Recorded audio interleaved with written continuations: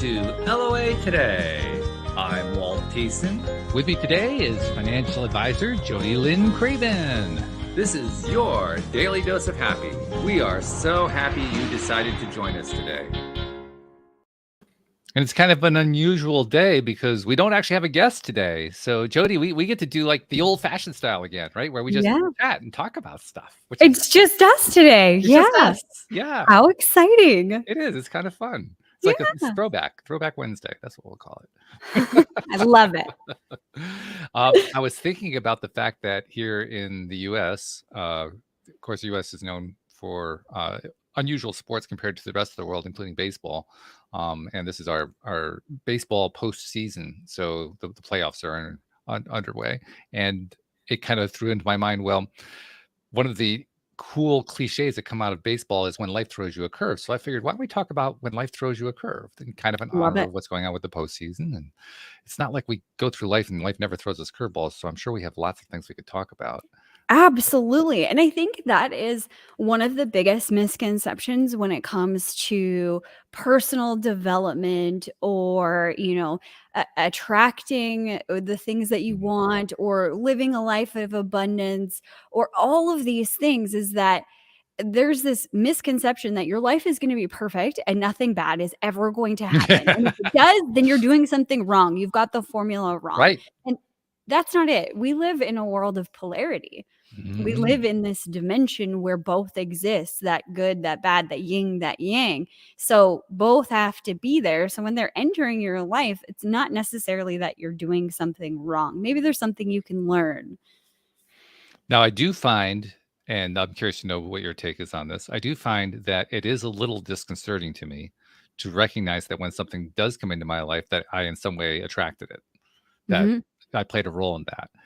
On the other hand, if I really look at it objectively, it's not like we go through life in this polarity-driven world without ever focusing on anything we don't like. I mean, that's not what happens in life. So yeah, of course I did. What I have to remind myself is that's not a big deal.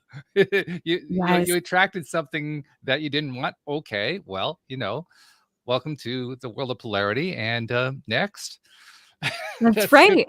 I think that's a great way to put it, Walt, because I think we get stuck in this zone of beating ourselves up. Like, oh, I did something wrong. And like, what did I do to do this? And we're like taking a beating stick and beating ourselves over the head because we're seeing something we don't like in our current reality, versus having the stance of this is an opportunity to deepen what you do want and understand what you don't want. And that having less attachment to whatever is happening in your world and you being wrong or bad for it manifesting in your life. Yeah, we've talked about that a lot, how we beat ourselves up. And this is a perfect example of it. Or not so much an example, because we aren't really giving an example. We're talking generically at this point, but it's a perfect category for that concept of beating ourselves up. Because I mention that because when we talk about beating ourselves up, I think most of us kind of skip over the ways that we do it. We can consciously address that. Yeah, we tend to do that, and then we instantly blank it out. Totally. So it's everybody else who's doing it. It's not me. I'm not doing it. Yeah. I don't do that. No, of course not. And when I do it, I chastise myself for it, but only for a moment. Yeah, only for just a microsecond, and then I'm over it. But we forget all of the other times where you were like looking at the problem or the curveball that came into your life with such frustration and anger, and stewing over it and thinking about it over and over again in your mind, replaying it. That's also part of the beating yourself up process. It is. And it's also important to remember, I think, that even though we do that, that's still okay. Yeah. See, there's still no right or wrong going on here. Yeah. We tend to talk about these things and hear these things and we say, well, okay, I beat myself up. That's really wrong. I shouldn't do that. No, that's not the point at all. No, now you're beating yourself up about beating yourself up. Yes. It's like this vicious cycle of it's this vicious cycle of trying to be perfect, which no one is. There is nobody on this planet maybe no one in the universe probably that is perfect. Maybe in the universe that is perfect. I think we have a distorted view of what is perfect and how we're Yes. supposed to walk through this journey that is life. And I think that the curveballs make everything sweeter. When you're in it, it sucks. Oh, yeah. It's hard to see the forest through the trees, all of those cliches, and there's a lot of emotion that goes into going through things. But I have to genuinely say, Walt, that every single thing that I've ever been through that was hard, that I thought was going to take me out, when I walked through that journey, on the other side was something beautiful. Whether it was me changing or my perspective of the world changing or, just having gratitude for getting to the other side, there was always a reason and it was always better. And truthfully, the only the only reason that it takes so long to get through to the other side is that we stop within the place that's not so wonderful to, this is an ironic thing I'm saying, sort of a sarcastic thing I'm saying, to admire the view. Yeah. Right? Well, I'm going to get really upset about this thing, so I'm just going to stay here for a while. I want to be mad. Yes, right. I want to be right that my life sucks right now. Yes, That's interesting because that's a question my dad would ask me on early on in my life. What do you want to be right about? And good question. It's such a great question. What do I want to be right about? And allowing yourself to be mad. That was a huge one for me to learn because I thought I had to get to the other side of I got to feel positive. So if I'm feeling negative right now, I got to hurry up and get to that other side and shift. And I would beat myself up for not which is getting there interesting because it's the other way around. You have to shift before you can get to the other side. Right? Yeah, it's in that process that you are shifting, that you are learning, that all of these things are happening. But sometimes when I was really stuck on a problem, I would try this shift method, like that. If Tony Robbins talks about it, just shift your state. Sure. Yep. Joe Dispenza talks about it, and I would get stuck there, like trying to shift, like with all of my might. Let me just force myself to be happy, and I couldn't. And sometimes it's too far. It's just too far out of reach. Absolutely, we've talked about that before. But something that really empowered me was giving myself permission to be mad. So instead of, now the way that I walk through curveballs is a little bit different. When I am pissed off, I ask myself, are you ready to feel something different? And sometimes the answer is no. Very good question. I like that. Right? Because sometimes you just want to be mad. And I found that out about myself. I just wanted to be mad, or I just wanted to be sad. And it sounds stupid. But the more I tried to delay that and just shift into something else, the longer those feelings that I didn't like kept going and building and taking over everything else. So that was a question that I started to ask myself. Am I ready to shift to something else? And if the answer was no, I respected that of myself. Makes a lot of sense. Okay. It makes total sense. Absolutely. Yeah. Because if the idea is to work all the way through a negative state, a negative emotion, then when we say something that is inconsistent with that, we're basically putting up the block. Yeah. So the moment that we're saying to ourselves, well, I need to shift right now because I'm feeling miserable, is the moment that we're saying, I don't want to walk through the emotion. I don't want to finish it. Yeah. I don't want to feel that. We say, I'm going to continue to stay here because that's really what the net result is. Yes. I've determined I'm not going to experience it, so therefore I experience it. Yeah. And you're invalidating yourself by doing that, by just trying to ignore those feelings and to shift to something else. You're saying that part of you that feels mad right now is irrelevant or doesn't matter. And you would never do that to your best friend. Say, oh, get over it. They might not be your friend for long if you did. Right. That's right. Well, I'll tell you something, though, because we were mentioning earlier how nobody's perfect. There's another way I like to look at the same idea. I like to look at it that we're already perfect. We don't really have to prove anything. Yeah. We don't have to, okay, I am now in this rough state, so I have to do the perfect thing at this point. No, you're already doing the perfect thing. Yeah. You're exactly where you're supposed to be. Yeah. I like that. Which is sometimes, it depends on what your psychology is. For some people, that's going to be a harder concept. For other people, it's going to be easier. So you have to kind of decide for yourself, does it work for me? But Yeah. I sometimes it doesn't work for me, but I kind of generally like to think that I'm always perfect with Yeah. everything, just so I can take the pressure off. Mhm. Yeah. Absolutely. You're exactly where you're supposed to be. That Mhm. one's helped me a lot too. Yeah, that's good. You know what's interesting too, Walt, is a lot of times there's, well, I would say every time, when Okay. we're feeling these things, it's coming from a meaning that we've created or something that we're stuck on. So let me Mm, follow, like walk through a pattern, like I mhm, want to be mad. Okay. What do you want to be mad about?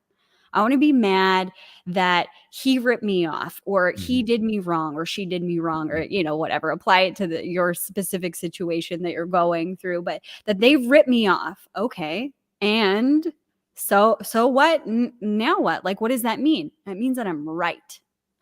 Ah, yes. And a lot of people can't get past that. Yeah. They don't even get to that conversation with themselves. But if they forgive or if they let go of those feelings, that anger, that pain, whatever, then it means that they're wrong or that they're Mhm. justifying what somebody else has done. And that's not true. It doesn't have to be true. Mm. It's It's funny. this mindset that we get stuck in. It is. It's funny because the whole I've have really come to appreciate this fact over time. I was one many years ago who would think about everything in terms of right or wrong, good or bad. Mhm. And I've since come to realize, particularly since doing the show with so many great people like yourself, that I I was basically killing myself every time that I took that position. And I now look at it like, my God, I don't ever want to have anything to do with right or wrong again, because all it's ever done is made me miserable and made Mhm. other people miserable. I can't honestly say I've ever heard of a story where somebody was either proven right or proved somebody else wrong and they ended up happy at the end. Have you? No. I It's can't think of usually one. a win-lose situation. One person's winning, one person's losing. And that's the best result, Yeah. because actually the more common result is they both lose. Yeah. Absolutely. And right or wrong is a perspective Hmm. because you change your seat in the way that you're sitting in that scenario, and it could be the opposite shift. What you thought was right, it now looks wrong. It's all about perspective. Now, when we go through these curveball-y moments where things throw us off and all of a sudden we're feeling mad or frustrated or irritated or whatever it might be, Mhm. when we're in those moments, one of the things that we all tend to do, well, that most of us tend to do, I don't want to draw a perfect blanket statement here. Most of us tend to reach out to a friend or a relative or a trusted colleague or something like that Yeah. for support, and which is a wonderful thing to do. In fact, we've talked often here on the show. I think I've talked with you too about how valuable it is to have a strong, deep, extensive social network Mhm. in a variety of different ways. And this is one of the ways where it really pays off. Uh, but there's an interesting dichotomy.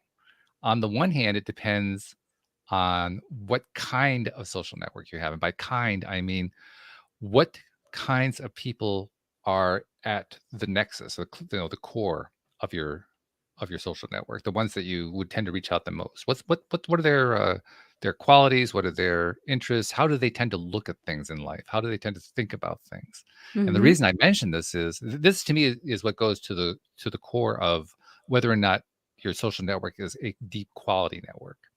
Yeah. Uh, there are many people who have as their close confidence who are basically just as positive or negative as they are. And depending on how negative it can be, because 80% of our thoughts tend to be negative across the board on average, you can basically get somebody who's reinforcing all your negativity for you, that's challenging. You know, Mhm. I mean, basically, you've gone to your best friend or your relative or your colleague or whatever, your therapist, whatever it might be, and you've gone to that person and you've told them there's this terrible thing going on, and the other person keeps coming back to you with how terrible the thing is. Not that they Mhm. shouldn't do that. I'm just saying it depending on their orientation, depending on their mindset, that may be what they always want to do. In fact, they may want to get into the blame mode, or blaming the person or the thing or whatever it is that's pissing you off. Yep. And that to me is the difference between great support and what's the word I'm looking for? Give me a second. I'm going to have it. Not empowerment. It doesn't mean empowerment. It's where one person reinforces somebody else's negative trend. I can't think of what that's called. The word like recreating or reseeding it for them, that pattern. No, there's a specific word that comes out of therapeutic circles. And it means that I, in a sense, negatively empower you by reinforcing your thing there over and over and over again. Why can't I think of that word? It's just listeners are probably getting their emails open so they can send me a message about what that word is. They're like, I know what that one is. Is it disempowering or no? Well, yes, it's a disempowering kind of idea. Yeah. It's enabling. Oh. Enablers. Yes. So you have supporters and you have enablers. Yep. And a lot of people who are the close confidants are enablers.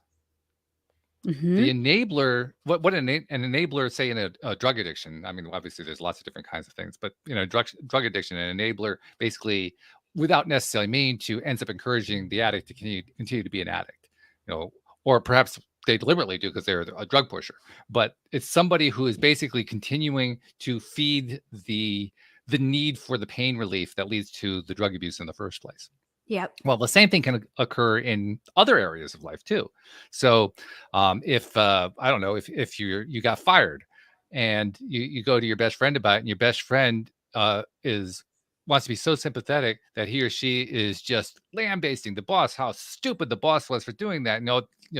Just on and on and on and on. They're basically just enabling you to feel sorry for yourself that you got fired. Yeah. On the other hand, a supporter will say, wow, that's really terrible that the boss did that. But then the supporter will find a way to change the subject or change the picture or shift it in some way. Yes. Because you were talking a moment ago, I don't think you called it pivoting, but about trying to make that shift. Mm-hmm. And like you said, it can be really hard especially if you're deep down into the despair or depression area. Yeah. It can be really hard to make that kind of a shift. But a friend who is a supporter, a true supporter, can help you make that shift by pointing out, well, keep this in mind. Mm-hmm. Remember how that goes. Yes, the boss treated you terribly, but on the other hand, we also know that this can lead to something better, or whatever it is, whatever the silver lining is that the friend or the colleague is bringing up. That's the difference. The difference between enabling and supporting. Mm-hmm. And I think that depending on where you are at that moment will determine your choice of which one you're going to choose. Because what I've found with a lot of, and I've done this too, a lot of people who have done a lot of personal development is that when somebody's going through something, they will automatically start trying to help them shift the perspective. And what I learned from just dealing with my coaching clients and dealing with friends and stuff like that is you have to feel that they're ready to move from that feeling onto something else. Just like we were talking about, you could ask them that question, are you ready to feel something else? But it's the feeling. I never asked that question before. It was more of an intuitive feeling of, okay, I need to support them right now in feeling what they're feeling, all of the garbage and like, that sucks. They need somebody that's, mad with them in the trenches. And then at some point they're going to be ready to see a new perspective. And I remember saying this to one of my really good friends. She was just curveball, something happened and she was just upset. And I started to give her a perspective shift and I could feel her resistance to it. So I stopped. And in that moment, I said, friend, when you're ready, I'm here to give you all the perspective shifts. But I'm going to respect that you're feeling crummy right now. And that's where you want to be at this moment. You're not ready to move from that place. I'll sit with you in the trenches and just be here with you as you feel it. But when you're ready, I've got another perspective for you. So you let me know. And it was very liberating for her to feel her feelings, but also know that I was there to support her on the other side when she was ready to, and not force her into trying to move when I felt it was appropriate and when she wasn't ready. Yeah, that's what a good coach or a good therapist and a psychologist. They I mean, and you're in that same grouping. they learn how to kind of take a reading of a person. I mean, the way you were describing it in terms of a literal verbal exchange, which is a great way to do it. But it's not the only thing. I mean, well, depending on what the situation is, sometimes it's pretty obvious to the coach or the therapist which way they have to go on it. But very often they just do it based on what are they getting from the person? Just what's the emotional vibration that they're getting? Exactly. What vibe? Because we're putting out vibes all the time, right? Especially when we're feeling miserable about something. Yeah. And you can feel it. The words that you're saying to somebody, you can feel when they're receiving them or when they're rejecting them. This is all energy. You can feel all of this. And, if someone's listening right now and they have no idea what we're talking about, start paying attention in your exchanges when you're sitting next to someone. Feel into their energy. Is that mine? Is that not mine? What are they feeling? Just participating with your energy. And the more that you do this and work with this skill, the more you'll build the skill and you'll be able to read people without them saying anything. We have a few people listening on the live stream, including Jeffrey, who's a longtime listener. He says, you have to meet people where they are. Yeah, I agree. Absolutely, Jeffrey. That's exactly where it is. Well, because the other side of that too is when you don't, again, you're invalidating everything that they're feeling. And that's, eventually when you do that enough to somebody, they stop going to you. And maybe that's why the inner circle tends to be enablers versus this kind of support that we're describing for a lot of people, because they feel invalidated or that they're not being heard, or, that they don't have the right. That's another thing. They don't have the right to feel their feelings with everything that's going on in the world. Something that's come up over the last few years that I've heard multiple people say, and I have felt this internally, is I don't have the right to feel bad because my life isn't that bad in comparison to fill in the blank. You could always find someone who's got it worse than you. And society, I guess, is invalidating that your whatever it is that you're going through is now so minuscule in comparison to world hunger or, war or whatever it may be. And I think that's a dangerous slope. Well, it's actually a misuse of a very useful tool. The useful tool is if you want to make a shift and you want to understand how to make changes in yourself, it's very valuable to know how to look at it from the perspective of a far away 10,000-foot view and just see it as in a different way. That's a really valuable tool. It's not valuable when you're trying to do it the way you were describing it, which is basically that it isn't use the tool to change, it's use the tool to stay stuck. Yeah, absolutely. Or beat yourself up over feeling bad about something. I shouldn't feel bad about this. I have no right to feel bad. There's, people that are dying because they're hungry, and women, in cages, sex trafficked. Like, there's horrible things that are happening in our world. Sure, absolutely. But it doesn't invalidate how you're feeling in this moment with whatever it is. That's still true. Both can be true at once. Yeah, that's right. This whole thing just reminds me again how important perspective is. We've talked about perspective a lot, because, well, there are really two aspects to perspective. One, there's your own perspective, which is what I was just referring to, but there's also the value in external perspectives. And this is where I want to get back to your social connections again, because the question I would want to ask anybody who kind of suspects that maybe some of their support network are enablers, the thing I'd want to ask them is, if you were in a bad situation, or if you have been in a bad situation and you went to them for support and you got the kind of enabling kind of support, is that really what you wanted? I mean, like you said, in that moment, maybe it seemed like it did, but the funny thing about enabling is it doesn't actually help you get better. No. So is that really what you wanted? I mean, it's a tough question, because you want, like, I mean, you were describing very well how, you have that enabler relationship, and you kind of want that. You're kind of feeling that you want it.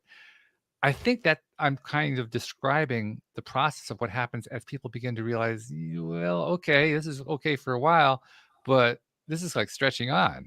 It does, nothing seems to be getting better. Yeah, I've been venting.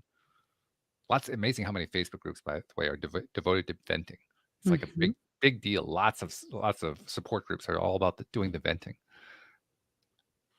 But at some point, the venting gets to be a bit much. Yeah. At some point, you got to stop.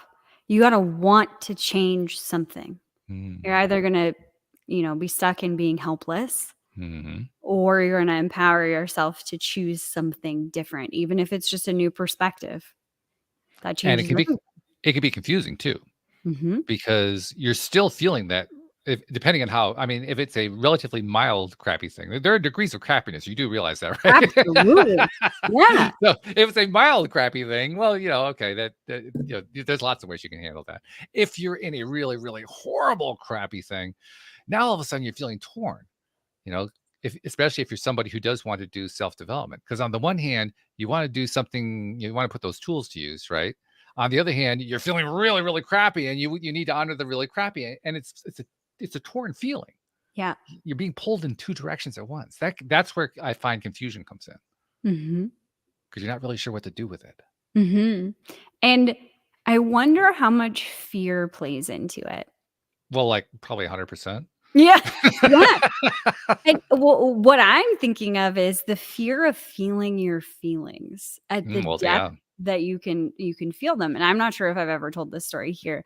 But when I went through my first ectopic pregnancy, there was a lot of emotion there, like, losing a baby. And then, it's different for my husband than it is for me. And it was a mess. Like, I just thought I was miscarrying. And then I went to the hospital with pain, and they were like, oh yeah, you're just missing it somehow. We're going to give you these pills. Oh no, wait, we're going to send you to a different hospital. And thank God they did, or else I would have died. So it was very close to my life being over, and I really felt that. And I was in a really dark place. That's right. But I was suspended in exactly what you were feeling, knowing I've got all of these tools and I know how to move out of these things. But I'm angry, I'm frustrated, I'm confused, I'm, feeling all of this sorrow and guilt. Did I do something wrong? Like, there was just so many emotions there. I would wake up every day crying. I would just cry. But I didn't really know what I was crying about. I would just cry because it would all of a sudden be a sensation, and I just needed to get it out of my body. So I would cry. And I remember my friend, and I didn't even know that this was happening. I thought that I was dealing with my feelings pretty okay, but I was just really depressed and not really knowing how to talk about it or feel it or anything, because people don't talk about that kind of stuff. And I remember my one friend calling me, and I was laying on the couch, and she was like, how are you doing? And I'm like, yeah, pretty good. And she's like, no, seriously, Jodi, how are you doing? And I'm like, I'm okay. And she's like, all right, like, how is the process of feeling your feelings? Because, I teach on this. Right. And I said, it just came out of me. I'm afraid. And she's like, what do you mean? And I said, I'm afraid that if I actually sit down and feel all of them, because I was feeling like a baby portion, I would allow myself to feel a little bit, but I knew that there was so much grief there and so much pain sitting right there. I thought, and I said this to her, if I feel all of this, I will never come back. It's a dark, deep hole, and I will get lost, and I will never come back from the feeling. And I started to cry. Yeah. And she said, yes, you will. Of course you will. How many people are watching you right now? Because everybody, when you go through an experience like that, like, it's all eyes on you for the people that love you. And they're all like with kid gloves, like, is she okay? Is she not okay? Like, trying not to step over a boundary or whatever and give you space. But they're all worried about you. And I could feel that from everybody, because I feel everybody else's stuff just as greatly as I feel my own. So I could feel everybody was worried. But I was worried that if I felt it, I would never come back, and I would just, I don't know, end up in the hospital like a basket case. I don't know. I just thought I would be lost. And she said, I promise you that we've got you. We're all surrounding you. It's okay to feel it. And if you get lost, we'll bring you back. Wow. And that was a freeing moment. Yeah. Yeah. So I was able to feel it. Yeah. Yeah. And I didn't get lost either. It was Well, so good. interesting. As soon as I gave myself that permission to feel all of those feelings and whatever that looked like, messy or ugly or whatever Yeah. it was gonna look like, I just gave myself full permission and had that belief that I would be pulled back Yeah. if I went too far or if I was lost. And as soon as I gave myself that permission, it was like, boom, I felt all of the feelings at like rapid fire pace and they moved through me so quickly. Wow. Yeah. Really good. Really good. It's interesting too, because I think probably what you described is probably the more common way that people experience pain. You kind of felt a little bit of it. You were reluctant to go any further, and you were afraid that it would be a permanent ending of some kind, Mhm. possibly even to your life. But there's also the other way that people can become afraid of it, and I know I've experienced this. You can actually be facing this horrible event, whatever it is, and you feel those negative feelings just welling up inside of you, and they're so overwhelming. And you can actually decide if you don't feel them, you're going to be ended. You can actually come to the same conclusion with um, Mm. the opposite strategy. Yep. Yep. But I probably would have. It's so interesting. I never thought about that. But I was stuck in this, I don't know, like numbness Mm, where I was like, what's the point? I don't even care. I don't know what I want to do. I just want to be a mom. Like I just was yeah. so I don't even know what the word is, but just like meh, just almost like dead inside, if you will. Like I was so numb that I wasn't feeling anything. So I it would have been the end, I think, of a Mm, lot of things if I wouldn't have felt it. Like it was a fine line for sure. hmm It Yeah. may have something to do too with how much pain is actually getting through. Because I mean, what you described there, it almost sounds like you had to some degree managed to already numb yourself, so you didn't have to feel it for that Yeah. moment, which is a kind of a danger zone all by itself. Whereas I know I've been in situations where the pain was so great, there was no way that I could numb it. Yeah. Well, first of all, I don't drink alcohol or take drugs or anything, so I mean that wasn't even an option. But even if I had done that, I know I still couldn't have numbed it in many cases, Yeah. just because it doesn't do that. That's why people become addicts, because they're continually trying to mask the pain and it doesn't work, so they got to take more. Yeah. So Absolutely. so that's the interesting dichotomy, if you will. How much pain is coming through, and at what point does the pain seem like it's so overwhelming that you have to go through it, even though you really dread the idea of going through it? Mhm. Yeah. And it's gonna be different in every case. So that's why we're sitting here saying, what's the answer? It depends. I think it depends on you, like Yeah. you as the individual, because pain is so individual. You Mhm, know, like we could walk through the exact same experience of curveball, tough mhm, stuff, whatever, right? And for you, it might be a walk in the park. And for mhm. me, it might be Yeah, devastating. yeah, yeah, the same event. The same exact event. Yes, that's where perspectives once again play a role. Yep. Dang Absolutely. perspectives, they come up everywhere. Yeah. Well, they're so Well, valuable triple much of the time, but then you get something like this, and all of a sudden, like, I don't really want that perspective. Get that one out of here. Yeah. Right? Not that one. No, no, because we don't like to feel pain. I mean, really, nobody really likes to feel pain. Well, maybe there are true masochists. I never really convinced myself of that. Maybe Yeah. there are truly people who really love feeling pain. Maybe. Haven't really bought into that one yet. Yeah. But do you think there are? I know for myself that there's been times in my life where I felt worthy of punishment, Hmm. Okay, I AKA could see worthy that. of the pain. Yeah. So I could buy that where I just felt like worthless or worthy of bad stuff happening. Mhm. Whether, like that was I don't believe that was true actually. Mhm. But that's where my mindset was is I deserve horrible things to happen.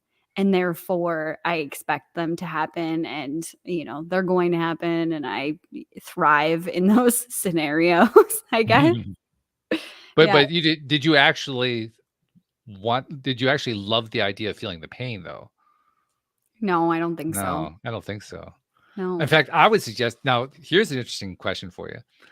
We've heard about, yogis and gurus and so forth who manage to get to the point where they say they embrace the pain, they're glad to have it, and in so doing, they basically move through it quickly, and so Yep. it doesn't hardly touch them at all. Mhm. So it turns out that when you really love the pain, it goes away. Yes. Well, and I think that that is true. When you're embracing that pain, you're allowing for it. That's exactly what happened in my experience with that story that I was telling, is as Mm, soon as I allowed myself to embrace it, or I embraced it, however you want to put it was like whoosh, and everything went through me, and it was very fast. For me, I can see beauty in the pain. It's not mm, all pain. It's not mhm, just black. I realized that, and it was during that time of darkness and feeling my feelings, I could start to see that I related it to colors, and I don't know if this makes any sense, but that they were all connected and they were all of one. Like, all of the colors are built up on all of the colors, if you mhm, will. So mhm, to have all of this brightness in my life also meant that there was darkness too, or that dark color. So maybe the emotion was the same, that this was going to be a part of the good. The bad was going to be a part of the good. And I could be okay with that. I could love that it brought me to that place. I don't know if that makes sense. Jeffrey, I don't know if you saw Jeffrey in the live stream asked, was that feeling coming from guilt or shame? Which feeling? I think tied to the ectopic pregnancy. The feeling of not feeling it, Yeah. like not wanting to feel it. Mhm. My mother, really where it came from is my mother has a history of mental illness, and she's ended up in the hospital several Mm, times where they thought she would never come back from it. So for me, I thought I had it connected in my mind that if I really felt all of these feelings, that I would get lost in those feelings, and then I would end up in the hospital like she was. That was mm, my real fear, is that I wouldn't be able to handle all of the emotion, and there was definitely guilt in there. There was definitely mm. shame. There was every feeling that you can imagine going through all of that, a lot of anger, confusion, like, I feel like there was a rainbow of feelings. That's actually a good description. I think that that can be true whether you're high vibe or low vibe, but I think it's especially true when you're really low vibe, Mhm. because when you're in that place, it's not, I mean, we often try to label it, "No, I'm depressed, I'm just in despair, I'm raging," or whatever it is. But in truth, it's usually a mixture. Yep. It's never it's rarely, I mean, when it gets to the point where it's one really clear, solid feeling, that means you've worked through most of it. Yeah. But earlier on, it's like, it seems to be all of them, all kind of All of this great them. big soup. Yeah, and I think further to Jeffrey, your question, I think that guilt and shame was keeping me stuck and not feeling it, because it was the guilt of feeling those feelings. Like, why Mm, can't I just bounce back? Because watching my husband, he had a very different experience. Right, wrong, indifferent, it doesn't matter. But as soon as I got pregnant, I felt things change within my mm, body. Like, mm. I planned out the next, 40 years of this kid's life before, like, you pee on the stick. Like, I knew. So Yeah. everything changed for me, but it wasn't his experience. So I mean, yes, he was sad, and he was dealing with his emotions and stuff like that. But I seemed to be taking it way harder than he was. And I really felt guilt that I couldn't handle my emotions, and shame as well, of not being able to handle those emotions. That kind of was the perspective I was sitting at. Like, if I go off the deep end and I can't handle all of this, then I'm a bad wife, and I'm a bad person, and I'm not a very good coach. Like, there was Mm. all of this stuff inside of that. I love the way you described how you just knew and how you just knew.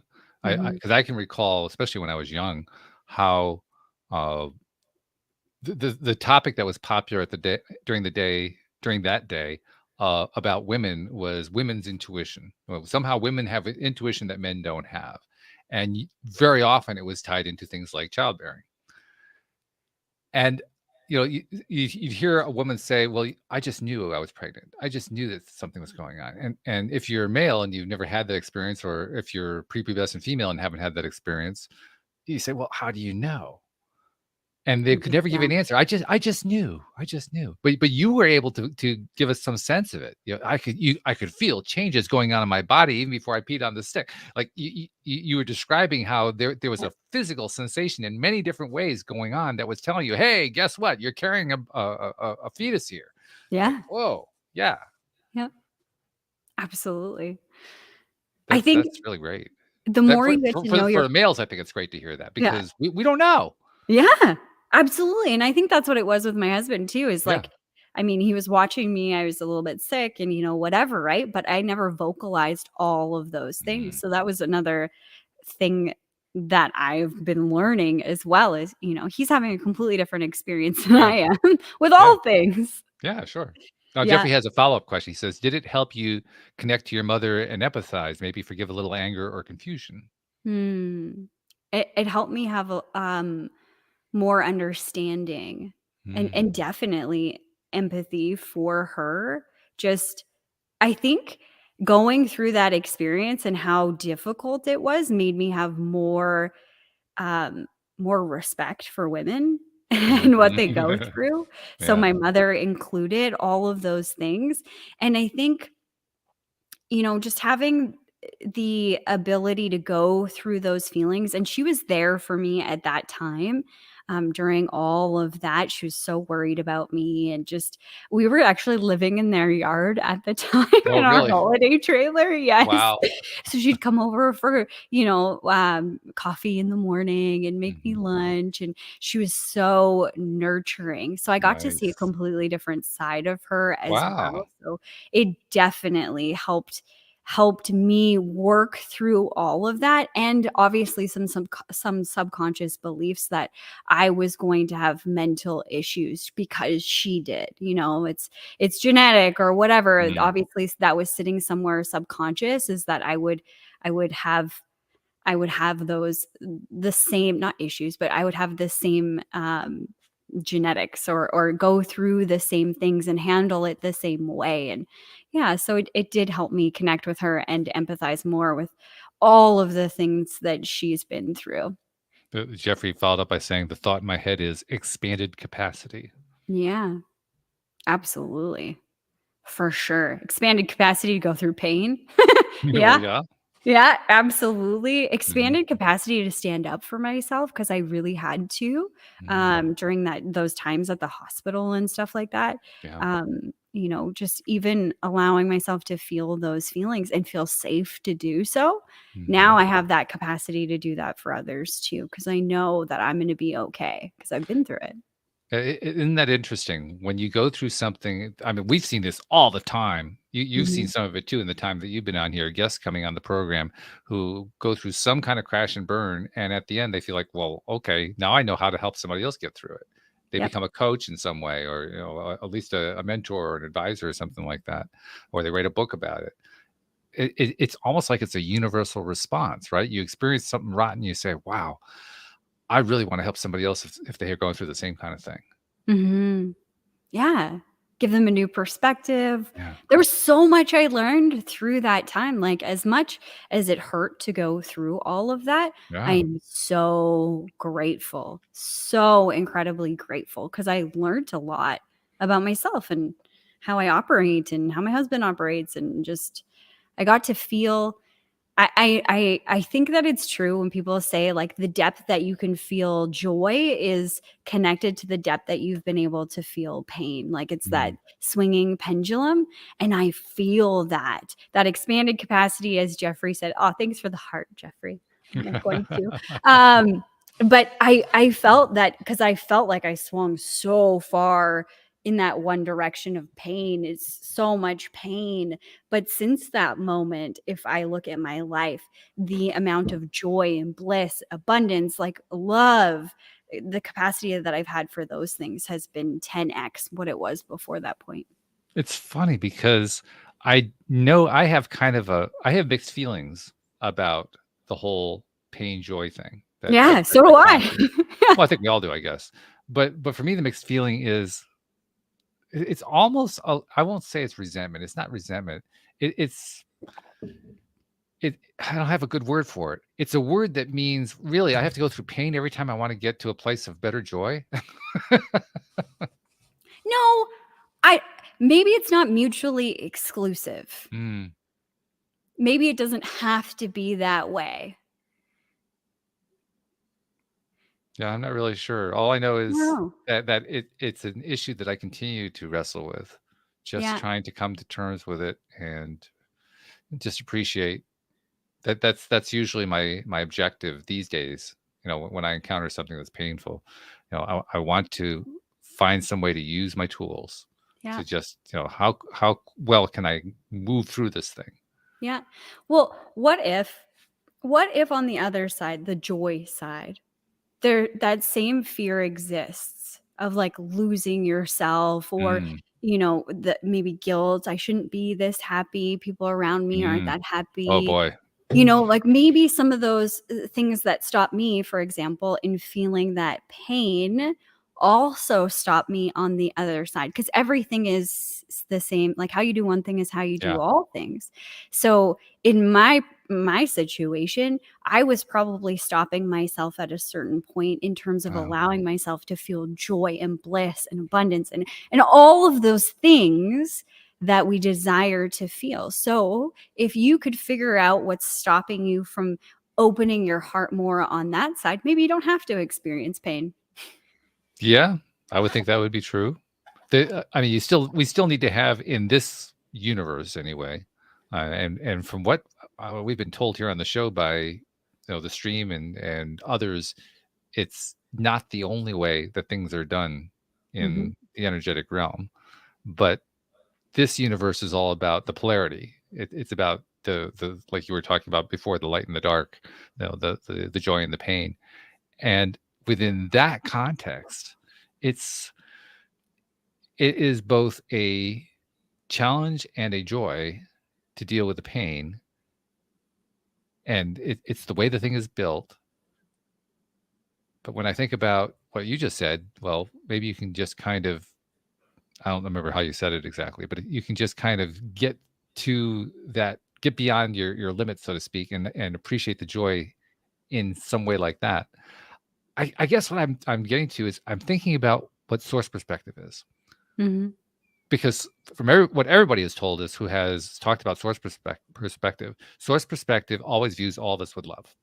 Yes. Continuously, totally, never shifting, never changing. Okay. Well, in order to do that, you have to love all of it. You have to love all of it. Yeah, I have to love all of it. And in order to love all of it, you have to appreciate it all. And in order to appreciate it all, you have to appreciate the bad, the good, everything in between, the rotten, the horrible feeling, wonderful feeling. You have to appreciate all of it continuously. Yeah. Which, you know, for us living in the physical world, that's too much of a mind stretch. We haven't got that far. I started to look at it like a video game. Because when I remove myself from the scenario and I start thinking about some of the things that I've been through and whatever, it's kind of like a movie or a video game, you know, like you love watching movies, or I love watching movies. I shouldn't speak for you, but I love watching movies, like the, you know, heartbreak that the character goes through, and then, you know, that they fall in love. I like romance novels, movies, like things like that. You know, I love love. That's why I watch The Bachelorette. I like watching people fall in love. Oh, okay. But my husband's like, that's stupid. You know, like the exciting journey that they go on, the twists and turns and the drama and everything like that. It's all about the experience of all of these things. So when we start to look at our own life, it's kind of the same. It's a movie that you have, not somebody, that you have carefully, in my opinion, curated at some point. Like, I truly believe that we sit in a green room of some sorts. It probably doesn't look like that. And, you know, we press a button and we're like, what's the highlight reel? You know, you watch the trailer of your life. So you see all the good and all the bad, and you're like, wow, what a ride. Let's do it. And then you jump in the body and you go.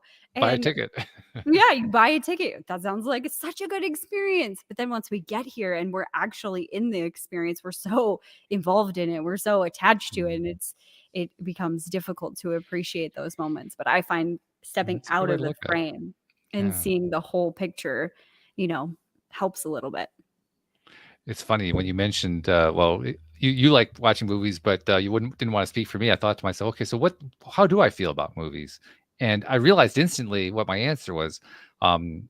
You like the Bachelorette, that kind of program, and that's perfectly fine. For somebody like me that doesn't really work, and the reason it doesn't work for me, I realize, is because the only kind of movie I like is the one where the characters feel like they're living real life to me. Whereas contrived, they lose me really fast in any contrived situation. Because I guess what goes through my mind is it's not like we lack pain in the real world. Why do I need to contrive something? It's like I'm going to go out of my way to make a new form of pain without skipping over all the current ones that are already available to me. I guess that's kind of the way I'm looking at it. Like, we don't have enough of a selection so far. Come on. It's like a conversation I had with a stream one time, because I don't remember what the context was exactly, but somehow we were on this whole topic of the polarity and so forth, and how it's so important to appreciate the dark so that you can appreciate the light and so forth, and that it really wouldn't be good to be living in a world where it was all light. That's not what the stream said, but that was kind of like where it was going toward. If I had pinned the stream down, the stream would not have said no, or I'm sorry, it would have said that no, we're not saying that it's bad to be feeling good all the time, because in pure source energy you love everything, so you're feeling that all the time, right? That's what you're doing. But the thought that kept going through my mind is we keep hammering on all this pain stuff, all these negative situations, negative thoughts, and so forth.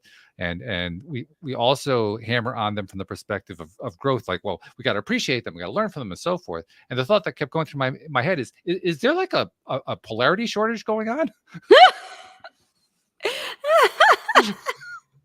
And I actually voiced that to the stream, which was, I don't even know why I did that. And I don't even remember what the answer was. Probably just a redirection back to, what polarity is all about. But I've thought that at times. It's like, we get so focused on all these negative stories, all these tales, experiences, lifetimes, whatever. And we get to the place where we want to feel really good. And all of a sudden the teachers are saying, yes, but we got to really appreciate, because without it, we wouldn't have this life. And that's where I think to myself, what makes you think that we're ever going to lose that polarity in this world? I don't really get that. That's like that's creating a straw man that I don't see you'll ever actually get to. Yeah. A life without polarity. Yeah. Yeah. In this world, in this universe. In this world, no. It's this. That's what this universe is designed to be. It's designed to be a world of polarity. You take the polarity out, it's no longer this universe. Yeah, it's something different. We're on a different planet. Yeah. Yeah. Well, anything different constellations. Yeah, and I think all of the beings, like all of us human beings that are here right now at this time, we came here to experience both. Like, we came here for a reason. Even though sometimes I say to myself, what was I thinking? Yeah. What's an interesting thought I used to have a number of years ago. This is a little bit off topic, but it's sort of on the same topic. I used to think, wow, it must have been really interesting during like the times of like civil war and unrest, when they were like, when the US was going through what they were going through, and in Canada it was like Upper Canada, Lower Canada, and all of that was going on. I wonder how things work. That would be so interesting to live that life. And as things get crazier in our world, I think, why the frick did I say that? What about that is appealing or interesting? Geez, what were you seeding? Like, why? But I think some part of my soul is like, yeah, I want to try that. I remember the first time that I heard somebody to describe to me why it is that people like stock car racing. Yeah. That they go to the stock car races to see the crashes. Oh, yeah. And I first heard that and I thought to myself, boy, those people are crazy.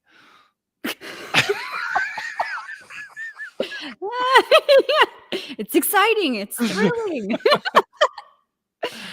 Our motivation sometimes it's really interesting. Hey, go to the stock car races. Like Well, yet that's what happens in so much of life. I mean, people are fascinated by all this contrasty polarity crap that goes on. Oh yeah, rubbernecking on the highway when you see a car crash cause other car crashes. Well, how much of entertainment is based on it? Yeah. I mean, like news. All of it. News. Yeah. Yeah. Absolutely. Politics, religion. I mean, you can't. It's hard to come up with a topic that isn't inundated with it. Yeah. And it's really interesting because we start living life for all of these other things, like these external things, the car crash, the, whatever. And this dawned on me the other day because my husband is having a conversation with a guy at work and they're talking about giant pumpkins. So giant pumpkins are huge in the States. Like it's a big deal in United States. In Canada, it's not as big of a deal, but it's starting to. But my husband and I grow giant pumpkins.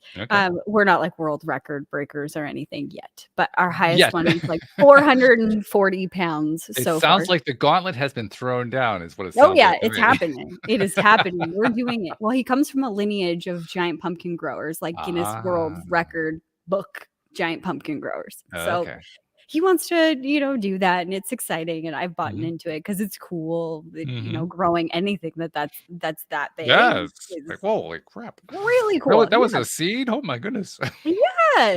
Wow, look at abundance right there. Right. Like it's just it's in nature. I just love watching nature. So we went to this fair. It was the giant pumpkin weigh-offs in a town that's close to us. And I guess it's sanctioned. So there's only like a couple of different places in the States and in Canada where you can actually go to the official weigh-off.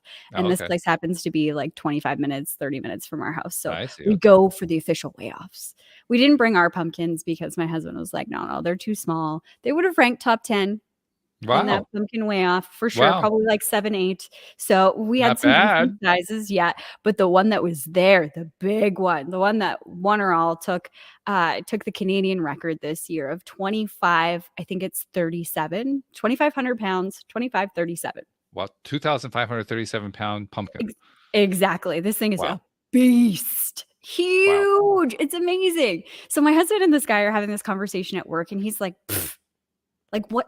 Why would somebody do that? Like, why? What's the motivation? Like, I don't understand. Like, what's the point of growing a giant pumpkin? And Nate looked at him and he was like, what are you doing with your life? And he's like, no, seriously, like you're bashing on this guy because he's spent his time, I don't know if the guy is retired or whatever, but that he broke a record. He's in all of these newspapers, and like he was beaten out marginally by somebody in the States over the last couple of weeks. The next, so I guess the second highest now with the official weigh-offs is 2,550. Wow. That one came in, and then I think there's one from New York that came in 2,590. Wow. So like barely beat him, but just beat him out.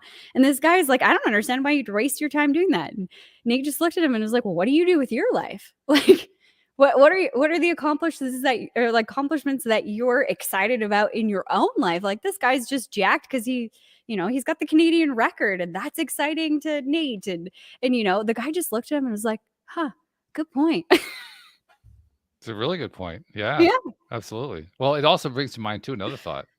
Like, do the people who do the pumpkin growing, do they have an alliance with the National Association of Jack-o'-lantern carvers? They should. I mean, it's the ultimate experience in carving, right? Absolutely. I don't think so. You have to carve them with like sawzalls and it's crazy because the wall thickness is it's just it's insane. I will send you some pictures. Like, I haven't even carved them. We always give them away, but there should be a connection there. That's really wild. I love that. Hey, this has been fun. I mean, here we are talking again about pain. We're talking about those curveballs thrown at us in our lives, and we had so much fun doing it. So, isn't it great? We found a way through pain to laughter and to joy. Yeah, absolutely. Pretty darn good. Thanks so much, Jodielynn. Appreciate it very much. Yeah, thanks for having me again. Well, I want you here on the show every week. Are you kidding? Yeah. Oh yeah, me too. Good. Okay. So it's a done deal. Okay. Yep. Next. In the meantime, thank you all very much for listening. We'll see you all next time here on LOA Today. Goodbye, everybody. Bye.